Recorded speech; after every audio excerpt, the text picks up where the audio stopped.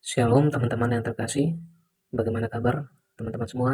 Semoga kita dalam keadaan sehat dan kita terus ada dalam perlindungan Tuhan. Ya teman-teman, jumpa lagi bersama saya di channel Dem News. Saya ucapkan terima kasih kepada teman-teman semua yang selalu dukung perkembangan channel ini. Kiranya Tuhan Yesus senantiasa memberkati kita semua.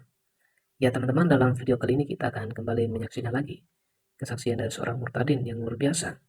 Seorang murtadin ini berlatar belakang dari keluarga yang sangat ketat dengan ajaran agama Islam.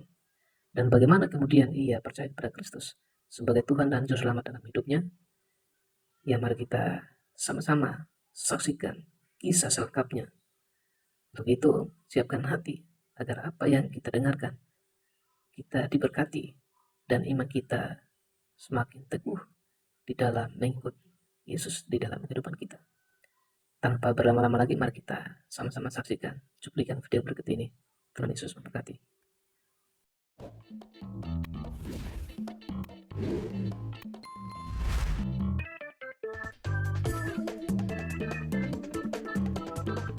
Shalom, selamat sore sahabat-sahabatku terkasih. Kiranya kasih karunia Tuhan Yesus selalu menyertai kita semua. Amin. Sore ini saya akan menjawab satu komentar dari si cantik Rosalia Indah 738 yang bertanya, Kak ini Katolik dari kecil atau murtadin?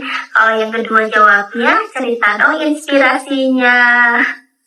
Oke, terima kasih ya, saya sudah mau berkomentar di video saya akan jawab, saya berdua. Jadi saya terlahir dari keluarga muslim, keluarga besar saya semua muslim. Saya asli dari Pati, Jawa Tengah, yang memang kental sekali dengan muslim ya, ada NU ya, kental sekali, jarang yang beragama selain muslim. Jadi dari kecil saya dididik muslim, saya sekolah dari SD sampai SMA di negeri. Tapi saya tidak fanatik ya. Waktu SMA teman sebangku saya beragama Kristen Protestan gitu. Bagaimana bisa saya menjadi seorang Katolik? Tentunya itu karena Tuhan Yesus yang memilih saya.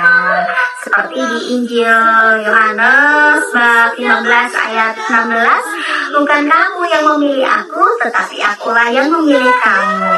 Ya, jadi karena Tuhan Yesus yang memilih saya, Dia bukakan jalan untuk saya bisa menjadi pengikut Kristus. Tentunya sangat tidak mudah bagi saya yang seluruh keluarga besar saya itu muslim, untuk saya bisa menjadi seorang pengikut Kristus.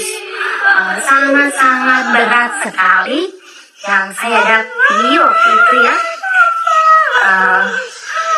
Banyak tantangan dari orang tua, dari keluarga besar gitu. Tapi karena tidak ada yang mustahil bagi Tuhan ya, jika Tuhan sudah berkehendak, Dia buatkan jalan untuk saya, sehingga saya bisa menjadi seorang pengikut Kristus gitu ya. Awalnya sih saya suka dengar lagu yang rohani gitu, rasanya itu adem, damai di hati. Mungkin itu salah satu cara Tuhan Yesus untuk memanggil saya ya, untuk menyentuh hati saya. Dan memang benar gitu, kalau Tuhan Yesus berkehendak ya tidak ada yang bisa menolaknya ya. Mungkin hanya itu yang bisa saya sampaikan tentang bagaimana cerita di balik itu semua. Biarlah itu menjadi cerita di antara keluarga kami saja, tidak perlu saya publikasikan. Saya sangat bersyukur sekali dengan saya, dengan keluarga saya, dengan ibu saya, karena bapak saya sudah meninggal tahun 98, setahun saya di Jogja. Dan adik perempuan saya satu-satunya. Kami baik sekali, kami saling mengasihi dan menghargai walaupun kami berbeda keyakinan.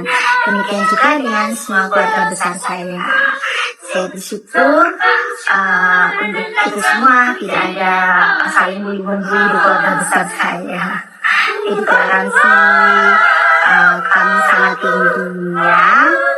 Saya dibaptis tahun 2006 di gereja Katolik Kristus Raja Bajero Yogyakarta.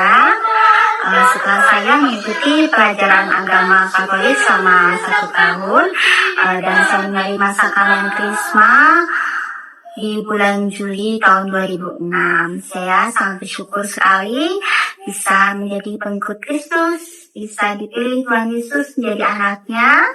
Yang saya rasakan yaitu kedamaian dan ketenangan hati, tidak ada ketakutan, dan di sini saya merasakan kasih yang nyata. Gitu, saya benar-benar merasa dikasihi, dicintai oleh Tuhan Yesus.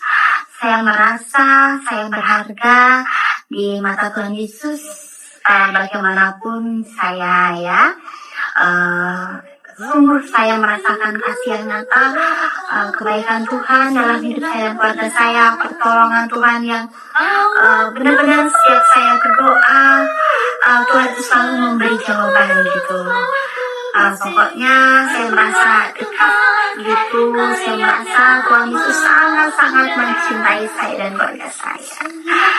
Saya mohon doanya supaya saya semakin bertumbuh dalam iman Katolik saya mampu memikul salib kehidupan saya, walaupun pasti dalam kehidupan ini banyak pencobaan yang datang, tapi saya percaya Tuhan Yesus selalu kuatkan saya menghadapi segala hal gitu. Tidak ada yang mustahil bagi Tuhan. Jika Tuhan yang membuka jalan, tidak ada seorang pun yang bisa menutupnya. Itu yang saya imani. Semoga saya bisa menjadi pribadi yang lebih baik lagi di sini. Saya bisa menjadi berkat bagi orang lain, terutama untuk keluarga kecil saya, keluarga besar saya, dan orang-orang di sekitar saya.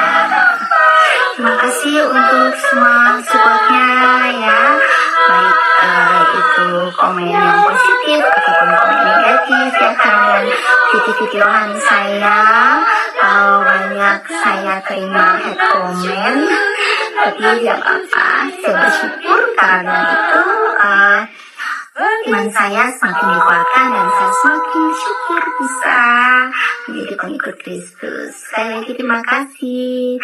Selamat sore. Mohon maaf jika karena keterbatasan saya banyak revisi dan komen yang belum saya balas. Love you all. Tuhan Yesus memberkati. Shalom. Doa awal tahun. Dalam nama Bapa dan Putra dan Roh Kudus. Amin. Ya Allah Bapa yang penuh kasih, puji dan syukur kami aturkan hadirat-Mu atas kasih karunia-Mu dan penyertaan-Mu yang sempurna dalam hidup kami di sepanjang tahun yang lalu. Banyak cerita yang kami alami di sepanjang tahun yang lalu, suka duka, tawa tangis, senyum dan air mata yang menghiasi perjalanan hidup kami di sepanjang tahun yang lalu bagaikan pelangi. Kami percaya semua itu atas izin-Mu dan untuk mendewasakan kami. Terima kasih ya Tuhan Yesus. Engkau selalu ada di saat-saat terberat hidup kami di tahun yang lalu dan selalu menopang kehidupan kami sepanjang tahun yang lalu. Ampuni kami bila di sepanjang tahun yang lalu kami sering jatuh dalam dosa dan menjauh dari-Mu.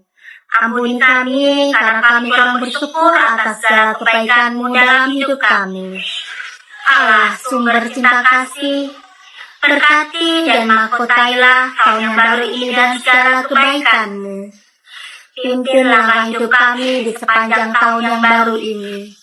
Berilah kami hikmat-Mu, sinar hidup kami, boleh berkenan di hadapan-Mu dan sesama kami.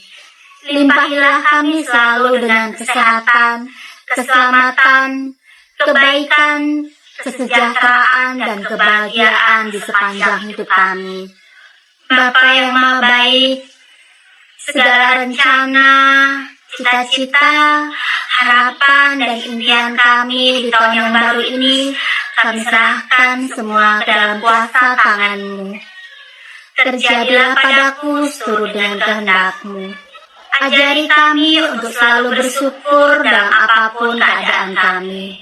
Penuhi hati kami selalu dengan cinta kasih-Mu, sehingga hidup kami boleh menjadi lukisan yang indah dari kebaikan-Mu Tuhan. Akhirnya ya Bapa, kami serahkan seluruh perjalanan hidup kami, keluarga kami, orang tua kami, saudara kami, sahabat dan teman-teman kami di sepanjang tahun 2023 ini ke dalam penyelenggaraan kasih-Mu. Kami percaya Tuhan, indah rencana-Mu dalam hidup kami. Inilah doa-doa kami ya Bapa.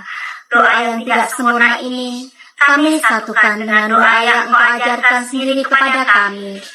Bapa kami yang ada di surga, dimuliakanlah nama-Mu, datanglah kerajaan-Mu, jadilah kehendak-Mu di atas bumi seperti di dalam surga. Berilah kami rezeki pada hari ini, dan ampunilah kesalahan kami, seperti kami pun mengampuni yang bersalah kepada kami.